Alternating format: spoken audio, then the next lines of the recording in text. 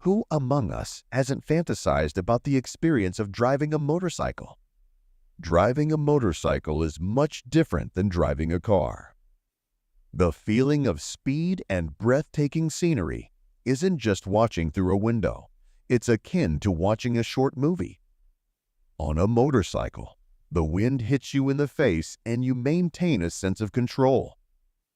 There may be unfavorable conditions, such as rain, cold weather, back and arm discomfort, but a true fan of their motorcycle ignores these inconveniences. The excitement, the sense of release, and the adrenaline rush all contribute to the pleasure of riding. The point is to embrace the imperfections and raw nature of the journey, allowing yourself to become one with the road beneath. Evelyn Adams was an ordinary woman who turned 50 a month ago, and she no longer dreamed of anything like this. She thought it was time to prepare for a peaceful old age. All passions, she thought, had subsided. She had safely dispersed her admirers and was fully enjoying her solitude. There was something serene about her life now. Her days were filled with a calm, predictable routine, and she had convinced herself that this was enough. However, deep down, some part of her soul still longed for something more, something exciting. Her daughter, Rachel, still couldn't choose between the two guys who were courting her and offering her hand and heart. "Rachel, look at Jason. He's a serious and thoughtful young engineer. He's showing promise, and he's even been sent overseas. They wouldn't just pick for that. He's saving up his money. He's a good man, of course, but when I imagine having to spend my life with such a miser." Brian, on the other hand. "Life gets boring with Brian," the girl replied. "Okay, at least things are stable with Jason. But Brian, he's always on the move. Always on the move. I have to run after him all the time, and it's exhausting." Rachel's voice held a mixture of frustration and longing, a desire for stability and excitement. "I don't know who you want if you're throwing good guys around like that," Evelyn sighed. "Then you'll marry whoever's left," she said with a shake of her head. It was hard for Evelyn to watch her daughter struggle with a choice that seemed so familiar to her, a choice between the safe and the wild, the predictable and the unknown. She couldn't help but see in Rachel a reflection of her young self, the one who had once chosen the safe path. Once, when Rachel finally chose Jason or Brian, Evelyn felt relieved but not happy. "He's coming to see us tonight." "You'll see for yourself," Rachel said. At exactly 7 o'clock, the doorbell rang. Rachel wasn't home yet, so Evelyn opened the door for a visitor. On the doorstep stood a huge man in a leather jacket and the same pants, with lace-up boots on his feet. He looked like a man out of a movie. There was a confidence about him that was both intimidating and alluring.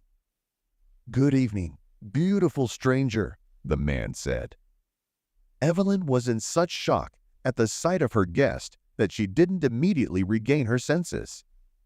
His presence filled the doorway, and for a moment she felt her heart beat in a way it hadn't in years. "You must have the wrong address. I am Rachel's fiancé, so to speak, and you're my future mother-in-law." "You look gorgeous," he said with a mischievous twinkle in his eyes. Rachel came out of the shower. "Mom, why are you keeping Daniel at the door?" "Is that how you greet guests?" Evelyn pulled back from her shock and, hesitating, invited the man into the house. Throughout the evening, Daniel entertained Rachel and Evelyn with stories from his biker life. His deep voice filled the room, and Evelyn caught every word, and the vivid images of open roads and freedom awakened something dormant in her. A bike isn't just a means of transportation. Its closest friend is a living being. Our code states that a biker can't ride just because it's fashionable. A biker and his bike are one, he explained, and his passion was evident.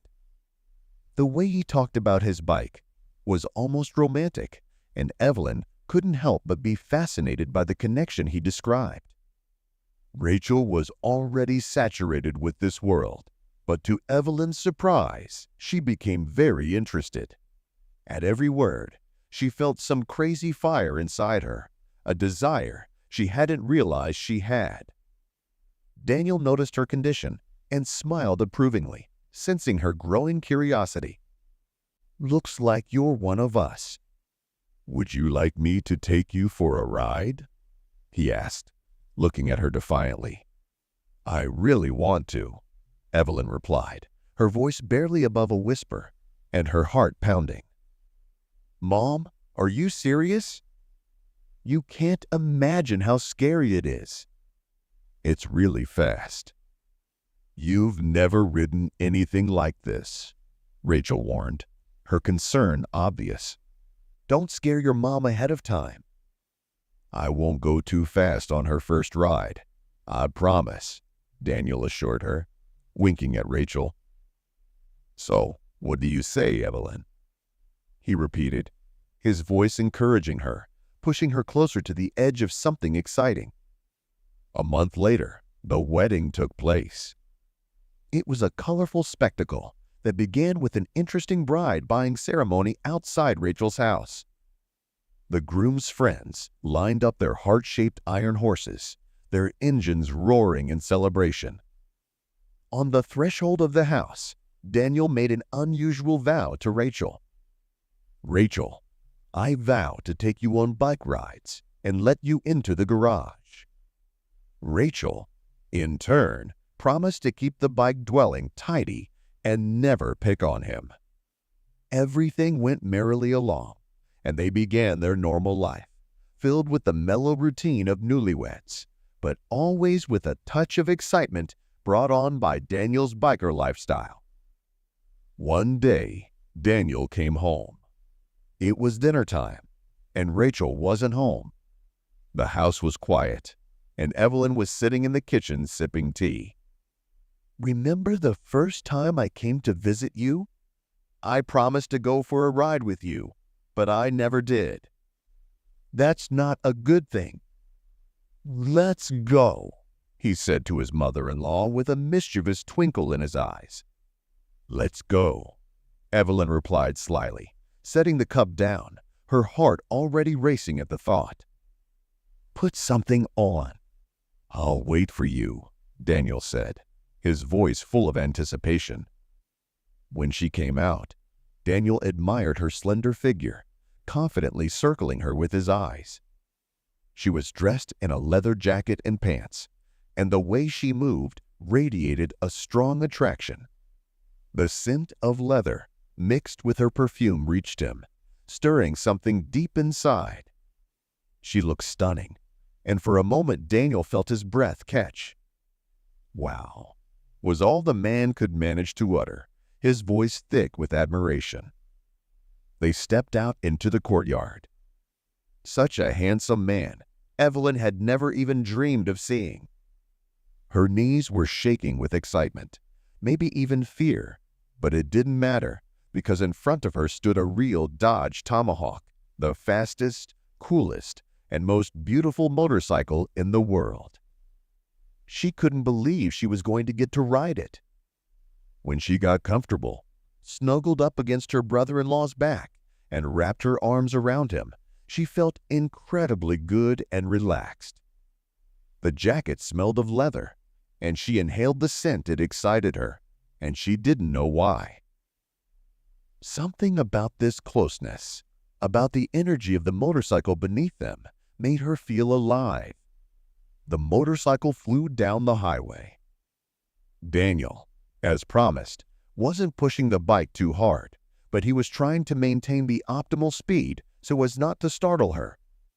The world around them blurred into streaks of color, and Evelyn felt her heart sink with each turn, each burst of speed. I want to feel his power," shouted Evelyn, echoing the roar of the engine, and her voice filled with elation. Daniel grinned and replied, "Okay, you'll feel it now." He waited for her to beg for mercy, but Evelyn never did. She clung to him, her laughter mingling with the wind, her spirits soaring as they raced down the open road. When they stopped, Evelyn looked like a witch. Her eyes were burning, her hair black and disheveled under her helmet, her lips dry from the wind. Daniel pulled her to him and kissed her passionately, unable to resist the tension in her eyes. "I want to moisten your lips," he told his mother-in-law with undisguised delight. This woman, who at first had seemed quite ordinary and predictable, like many of her peers, now seemed quite different. She was fierce, lively, and utterly fascinating. They pulled off the road into the woods. What happened between them? There was the perfect ending to the trip, a moment that brought them both great pleasure. Evelyn nudged her son-in-law, saying, "Come on, kid, press the pedal to the floor." When they finally returned, the sun was lower, and the sky was colored in shades of orange and pink. Evelyn felt a warmth she hadn't known in years, a deep sense of freedom and connection beyond anything she had imagined. In that moment, she realized that life was far from over and the adventure was just beginning.